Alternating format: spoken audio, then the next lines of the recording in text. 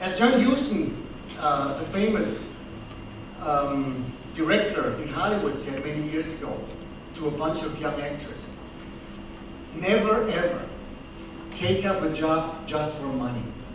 You should choose a job like you would choose your wife, for love and for money. This brings us back to business. That's very sexist. And I'm very happy to have the great privilege and honor to introduce a very esteemed colleague, I'm not allowed to say colleague, a medical professor from the United States, Dr. Kenneth Pelletier, who, I'm not even able to read through the whole thing here because there's so many positions and so many important things he's been doing. But what is most important is he's one of the very few in this industry who comes from a medical world. He understands Western, he understands alternative medicine. And this I think is even the most important thing, he understands the spa industry. So he really has to tell us something, I would say. And just to pick out one fact about his vita, he was recently appointed by President Obama to take care of a program for the whole federal staff of the United States. I think it's about 2.5 million people. So he really has something to tell us. Please welcome Dr. Ken Pelletier.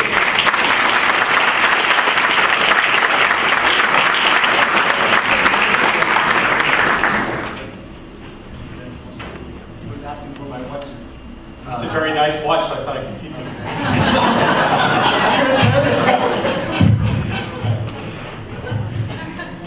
So, thank you, Susie, and in absentia, Peter, for the invitation to be here. I have learned an immense amount in the course of these last few days, and it's been very stimulating, and I hope not to break that tradition with this presentation. What I want to address in this 30 minutes is two hurdles that I see are really ones that the spa industry needs to address.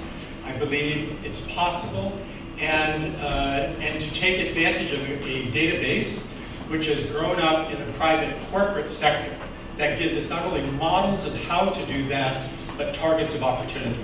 So the two challenges I perceive is I think the spa industry has a high hurdle to be perceived as a legitimate part of the healthcare system. And I think there's an unprecedented opportunity to do that now. And to do more than just be part of the healthcare system, because we do not have a healthcare system right now. We have a disease management industry. That's not pejorative, it's descriptive. That's what it does. Less than 3% of the budget in the United States goes to anything that we would conceive of as being health. So it really is a disease management industry. But also to take the forefront. I think there are services, programs, models, understandings that are incubating, that are used in spas, that need to be systematically pulled together, but really represent the future. So that's one. Secondly is really to expand into the corporate market, to really reach out, expand those individuals to whom you address your services to include the large private corporations. Many of which we work with, all of which are global, most of which are in the 40 countries represented here. So those are the two challenges that I'd like to pose for us, and I think there are two criteria that we have to fulfill in order to do that. One is to have a growing evidence base of integrative medicine. You can't just say it, you have to prove it. It has to be based on evidence. It needs to be follow-up, outcomes, demonstrable long-term effects. That's absolutely critical. Claims are claims. Data and outcomes are quite a different matter. The second, and equally important, are cost-benefit analysis or return on investment.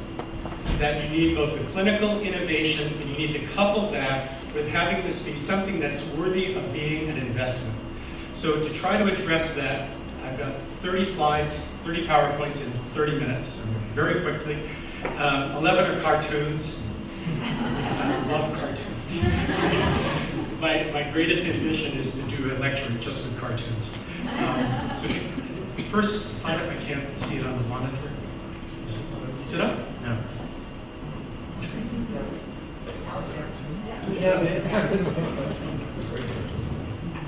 Still not on the monitor.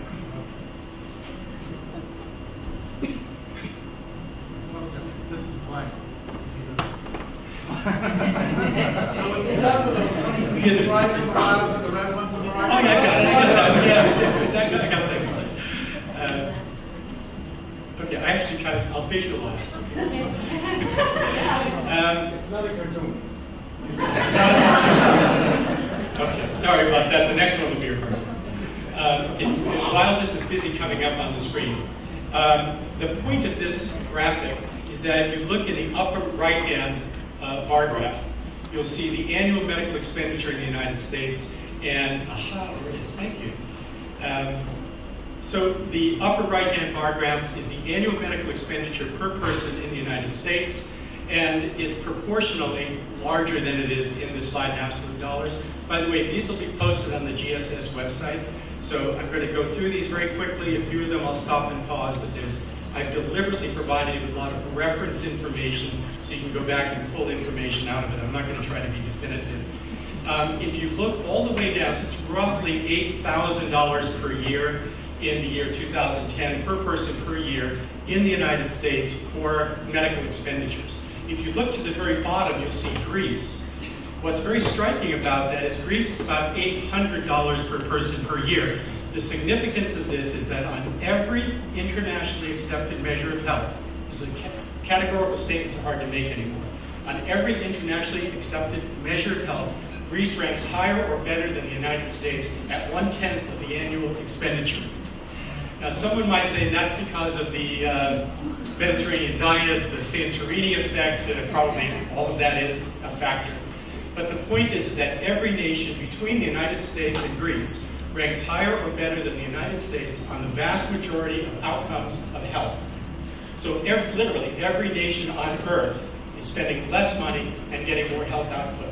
So the United States is probably the most dismal example of a health-oriented system, spending the most, getting the least, with one of the youngest average age populations on the planet, but all of us rapidly growing.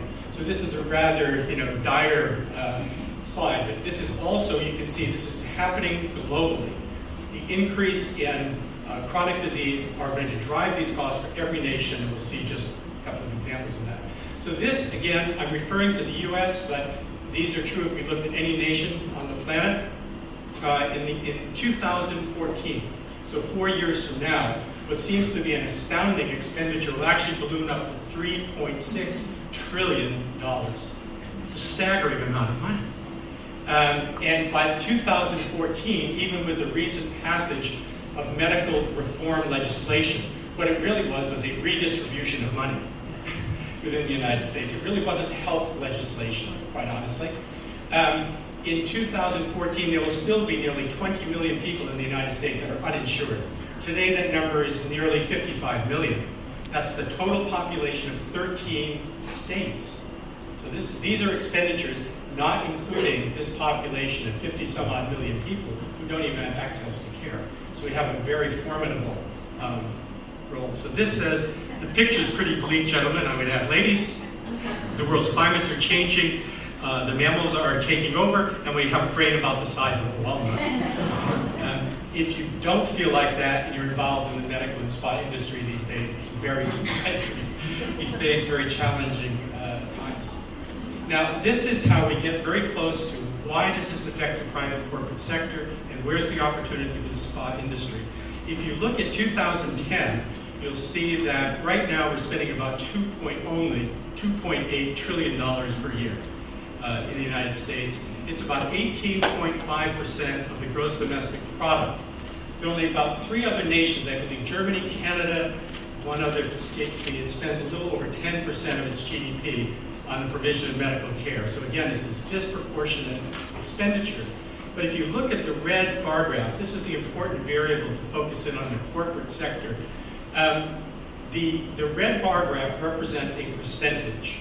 It's the percentage of expenditures on medical care relative to after-tax corporate profits. Okay? So the numerator is medical expenditure, denominator is after-tax corporate profits of the Fortune 500 companies. So what this slide tells us is that in 2010, the average Fortune 500 company spent an amount nearly 80%, equal to 80% of its after-tax corporate profits to just provide health care, medical care. to their employees, dependents, and retirees. It's staggering.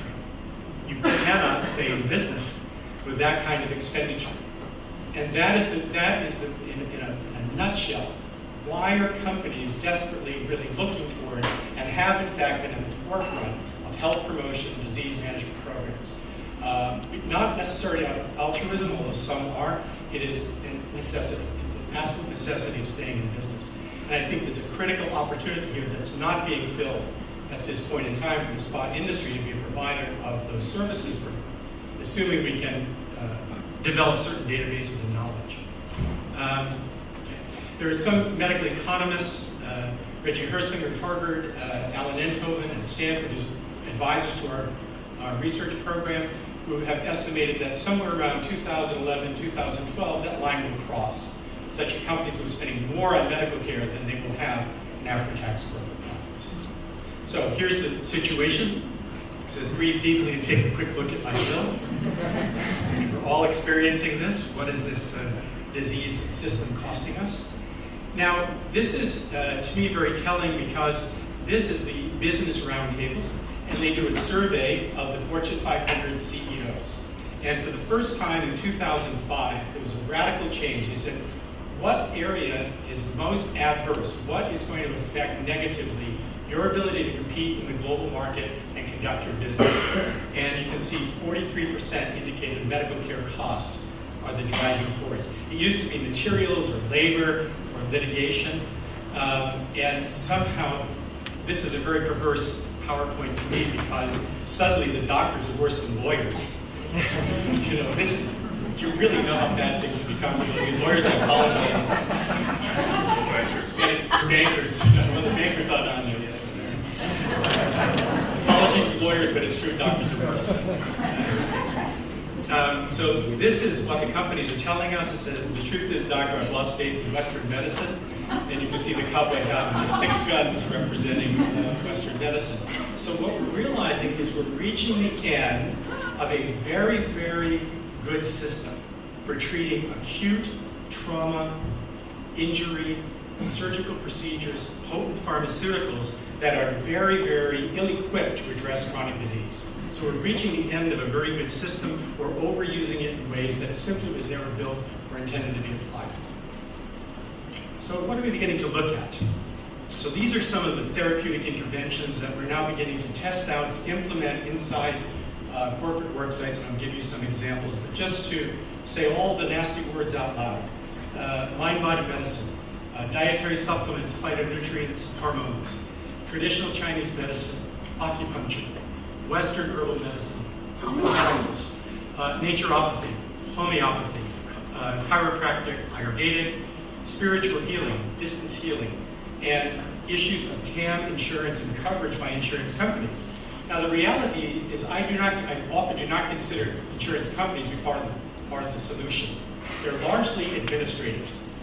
You know, they process claims and they get paid to process claims. They're very seldomly a source of innovation. Where the innovation comes from is what the large company demands that they do. And then the insurance companies will find ways to reimburse code, find practitioners to pay for it, etc. So these are some of the areas that in the 3rd generation of the program that I'll show you we're beginning to do. Now this was to me very sobering. I was at a conference in 1998 in Beijing, and this was the conclusion of one of the professors of medicine from Beijing Friendship Hospital. He said, Western medicine showed definite promise as adjunctive treatment to traditional Chinese medicine. So I thought, well, that's terrific, because that's what it's all about. One person's alternative medicine is another person's mainstream care. And really to begin to appreciate what each of us do in these different disciplines. So this is our corporate program. This was founded in 1985. It's called the Corporate Health Improvement Program, or CHIP. We've had the same mission for 25 years. I started this in 1985 with a grant from Bank of America Foundation. It's to develop and evaluate innovative health and medical programs in work sites for clinical and cost outcomes. That's what we do year in and year out. I'll give you a couple of examples. So what we're looking at is the relationship between the macroeconomic environment and individual health. So you see the stock market being quoted in the newspaper and the chart on the patient's bed. The one-to-one relationship. What's fascinating is that when you have downturns in the economy, you have an increase in chronic disease, you have an increase in abuse, domestic violence, automobile accidents, suicides, everything. What is even more fascinating is that when you have an upturn, you have the same thing happen. So it's not necessarily good or bad. It's that when we as a species, when we as individuals undergo too much change in too short a period of time, it's inherently stressful, and we act out, and our mind-body systems cannot manage that. So we need to find more effective ways of adapting and developing adaptation methods. It's a lot of what we do with our companies. So these are some of the member companies. You'll be familiar: Corning, Dow, Ford Motor Company, IBM, Nestle, Pepsi, Pfizer, Walgreens. There are some that I'm missing here. Cisco Systems, Disney, American Airlines. But we meet twice a year with their medical directors, and we develop research programs that extend out over 3 to 5 years with their workforce, publish those, and then disseminate them accordingly. And we work extensively with NASA, which has made us very sophisticated in telemetry and use of telemedicine, telephone, computer interactive systems, not wireless transmissions and transponders. And that's another area. When I get to a summary slide, I'll show you what I think the future looks like for us. So this is, he says, his name's Bradshaw. He says he understands I come from a single-family den with inadequate role models. He says that my dysfunctional behavior is shame-based and codependent, urges me to let my inner cub heal. I say we eat him. So with our companies, what we've learned is it doesn't matter how elegant your theory is, you have to get to the we eat him stage. You have to get to the deliverable stage. Now this is very important. It's a little complex, but it's analogous, if you will, to research evidence. And in my talks with Susan, she said very often the spa industry is beaten up by science. You don't have science. Well, there's scientism, which is a dogma, which is to take perfectly good information, force it into a perfectly bad understanding, and call it non-scientific. Science is flexible. Science is innovative. Science creates new models, new biostatistics, new ways of looking. And this is simply a way to capture some of that. So at the bottom, you have case studies, you have the individual reports that you're so familiar with out of the spa industry. That's a perfectly legitimate kind of evidence. It's a 1 star. So if you go all the way, if you think of 1 to 5 star hotels and 1 to 5 star resorts, at the very top you have systematic reviews, meta-analyses, and Cochrane collaboration reports. It's kind of like a consensus document. And I think we could build that. It's one of the things I would recommend that happen within the spa industry. Let me give you one example to make this very concrete. With Ford Motor Company, these are just some of the studies we're conducting at the present time. Just to make this a very clear example, Ford Motor Company spends about $100 million per year on back pain alone. They have 12 clinics that operate 24/7, full medical staff, physical therapists, nursing staff that do nothing but back pain. When I've lectured with the Ford medical director, he will point out, he said, the average Ford automobile has a little over $2,000 in medical costs embedded in that cost. Of that, around $450 to $500 is due to back pain costs alone. He said, by contrast, the average Honda has about $450 total medical cost. So guess which one is going to win when you price it and sell it on the open market? So we decided to develop with him and with his medical staff an intervention which we call an integrated medicine approach to back pain. So one of the clinics, they have 3 Ford assembly plants outside of Knoxville, and 3 Ford assembly plants that were perfectly matched. We randomly selected one, and then for every worker who had a first-time acute back pain incident, we randomized them into usual care or into the integrated model, which added chiropractic, acupuncture, and mindfulness meditation. Over lunch, which is an interesting anecdote, with the mindfulness meditation, one of the medical directors really came unglued when we used that word. So that's kind of bones and rattles and scary, and we can't use that word for a motor company. So we ended up calling it present moment awareness. So all the workers were practicing PMA. It was really mindfulness meditation, but we flew under the radar screen, no objection. And what we found in the course of this study the major outcome was a reduction in opioid and non-opioid pain medication. Because when that occurs, you have the patient, when you have a patient on opioids, it's the cost of the medications, it's the cost of the person being away from the assembly line, it's the cost of the replacement worker. We're able to reduce that by more than 50%. So this is our model. When choosing between two evils, I always take the one I've never tried before. There are lots of quotes from Mae West, but I can't use them in polite company. So we try the untrodden road. What's the new way of doing things? So acupuncture, there was an NIH consensus panel in 1997 that concluded acupuncture was good for pain, substance abuse, nausea, stroke rehab, etc. In fact, worked better than many conventional treatments. So why are we still debating about whether acupuncture should be appropriate for pain control? This is now, 13 years later. That's just silly. That's not science. That's dogma. That's scientism. Or this is the better example, I think, of acupuncture research.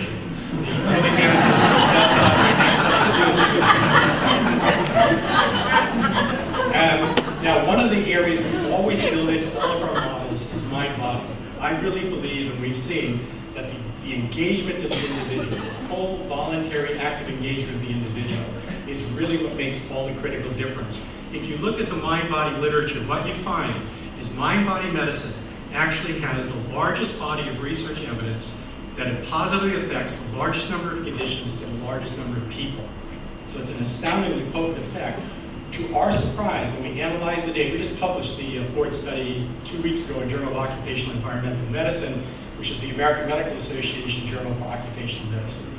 What was interesting to us is that the intervention that was accurately predicted success of the program was the meditation practice. We used a CD that people listened to on their own, and we also found that people actually continued meditating long after the study was over. So this is kind of what we're up against. My mind and body hate each other. This is the problem, and how can we create a union of the two through yoga, through meditation, and these practices. Now, these are seven studies. About every 3 or 4 years, I just publish data. I'm looking back at the studies, and they're all in the form of a table that says what size work population, what was done, what was the company, what were the clinical outcomes, what were the cost outcomes.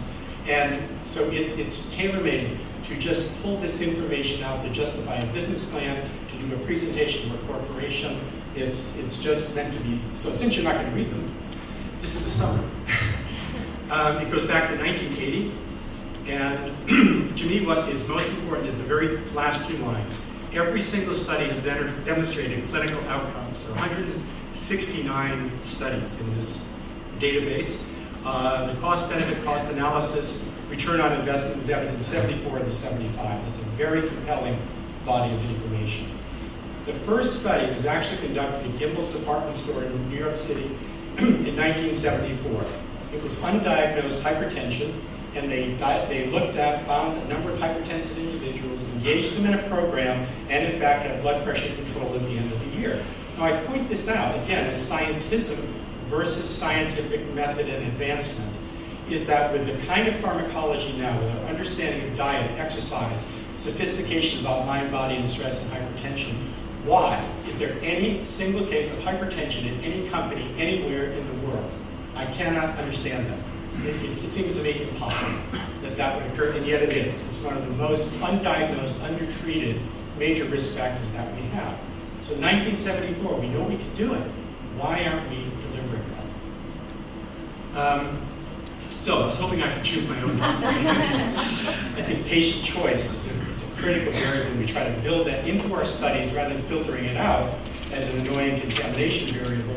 We try to build in choice as part of what we are doing. So people had a choice within the Ford study of selecting chiropractic. We said, we'd like you to try all 3, but which one would you like to do first? And that empowerment of the individual, we think, made a huge difference. Now, I'm going to shift gears. I'm going to go a little bit into the financial realm, since this is more business-focused than clinical. The first time that a group of studies were looked at in terms of return on investment was 1999. If you look at the very, very bottom bullet point, the median ROI was 3 to 1. That was in 1999. There have been about 10 studies, some of which I've published, that have occurred between 1999 and the present time, all of which have found roughly the same ROI of these kinds of intervention programs, roughly 3 to 1. There were a group of medical economists at Harvard this last year, this was just published a month ago, who looked at this literature and said, these are doctors doing economic research, what do they know? And there's a lot of truth to that. And they said, so we as economists, we're going to take a rigorous look at this because this fuzzy stuff coming out of medical schools just can't be true. And if you look at the next to the last line in the paragraph, what they found is that there was about a $3.27 or a 3.2 to 1 return on investment. So that number, the likelihood that when you invest, when you can look at a company, when you can look at an organization, when you can look at a population within a country, and say if we invest X number of dollars, the return to us is roughly going to be 3 to 1. That is a virtual certainty based on the research evidence at this point in time. So, I think we agree the past is over. I won't say anymore. So what's the bottom line of the bottom line? All worksite interventions indicate positive clinical outcomes. They all work. And this is smoking cessation, weight loss reduction, back pain management, cardiovascular risk, all of them, diabetic management, insulin resistance, metabolic syndrome interventions. And by the way, when I say research, I mean the old-fashioned clinical trials. Reach in, get something done with a group of individuals. Secondly, they all demonstrate related benefits which you can monetize in terms of reduction in short-term disability, long-term disability, absenteeism, retention, productivity, performance, and presenteeism. One of the studies we did a number of years ago, we developed a scale called the Stanford Presenteeism Scale. And when I was on the faculty at the Stanford Medical School at the time, we had to go through a very high hurdle to get Stanford to put its name on that scale. But now there is a work group of the Academy of Occupational Environmental Medicine, a member of that group. We are working on equations, very simple equations, that will enable companies or organizations of any kind to monetize. How do you see and monetize these variables as part of what produces a greater yield in having health programs, wellness programs in work sites? The cost analysis, and ROI is positive in 74 of 75 studies. In the 75th study, someone factored in the cost of a $2.5 million gymnasium into the cost side of the equation. I don't know who their economist was, but it doesn't make much sense. The vast majority demonstrate positive ROI. In the last two, the evidence-based range for the ROI is roughly 3.5 to almost 5 to 1. If we went into a lot of detail, you'd see why that variability. But most companies would be very happy to think about a 3 to 1 or certainly a 5 to 1 return on an investment. And finally, and I think most importantly, and it would be seen if we went through these other studies, this ROI outcome is most evident at 3.25 years. So this is not a short-term fix, this is an investment. And the way we frame this for our companies and our corporate programs when we work with them is we call it Worker 3.0. We upgrade software, we upgrade machinery, we upgrade chairs. But do we upgrade workers? No. We give them better skills to work, to perform. And I don't mean job skills, I mean internal skills. Presenteeism, the ability to cope with stress, the ability to be healthy, the ability to be present and focused, i.e. presenteeism. So it takes 3.25 years, so this is an investment that we urge people and companies to take. Okay, now where are we? This is from the great philosopher of science, Donald Rumsfeld. Come on. There are known knowns. There are things we know we know. We also know there are known unknowns. That is to say, we know there are some things that we do not know. But there are also unknown unknowns, the ones we don't know we don't know. It'd be hilarious if you were talking about nuclear disarmament in North Korea. So we're really kind of not sure where we are, but I have some ideas on what might be recommendations. These are some of the recommendations I've received, listing in the last few days and modifying this. I would suggest the development of an online database that begins to collect the individual experiences at spas, that draws upon what is known in the evidence-based realm as the basis for delivering evidence-based clinical services that you can deliver with impunity, no matter how strange they might sound. Acupuncture sounded very strange at Ford Motor Company, I'm sure, but it was evidence-based and therefore acceptable. To integrate, the second bullet point, to have integrative medicine and spa services begin to become closer. Because many of the services you offer really are within the integrative medicine area. So to develop and have new evidence-based therapies. I think you're being way too conservative, actually. I think there's a great deal more of hard evidence in many aspects of integrative medicine and alternative care than there is in conventional care.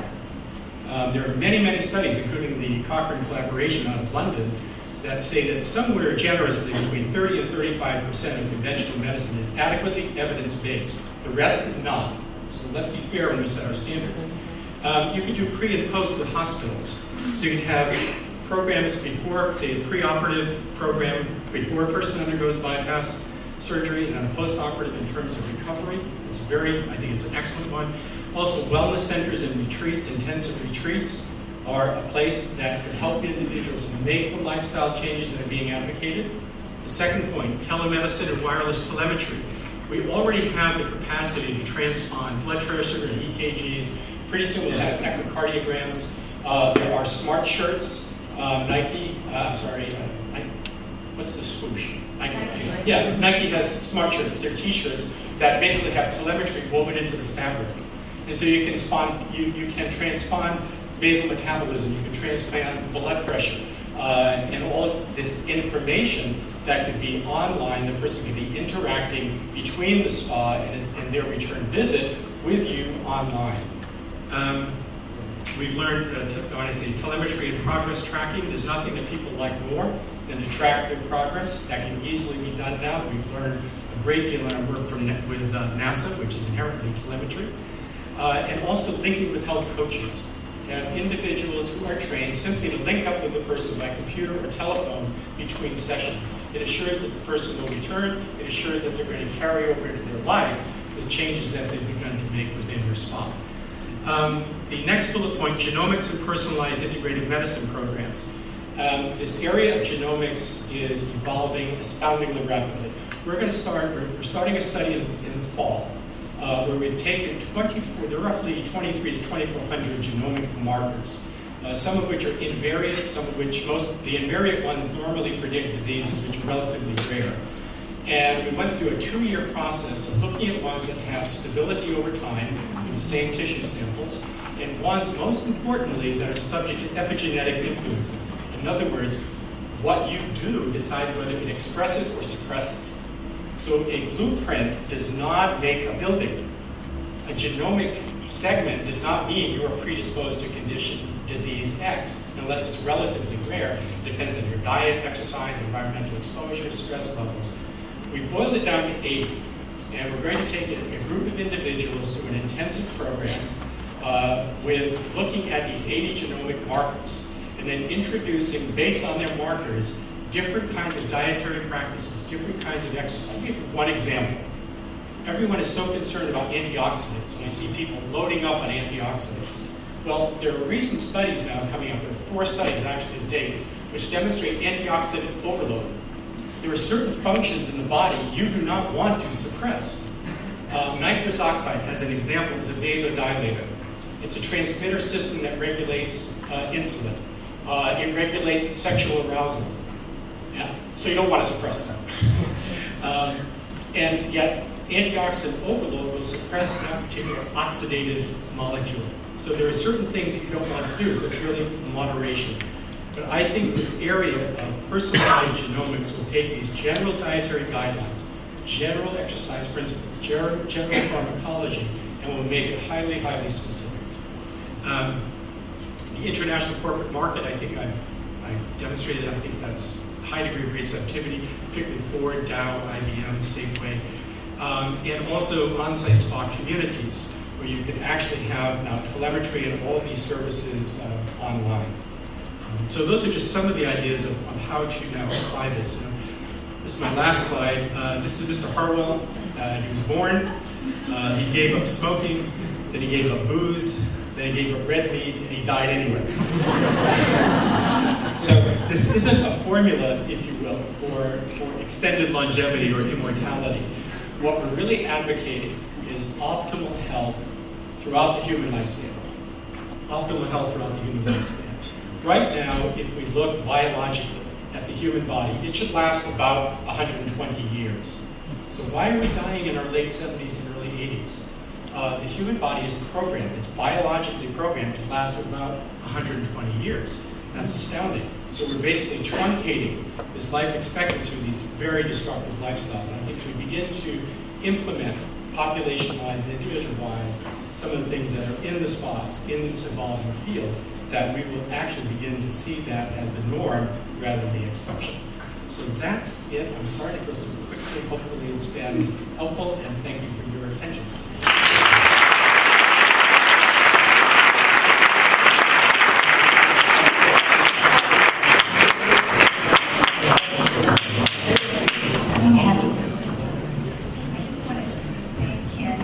Thank you for coming all the way to California.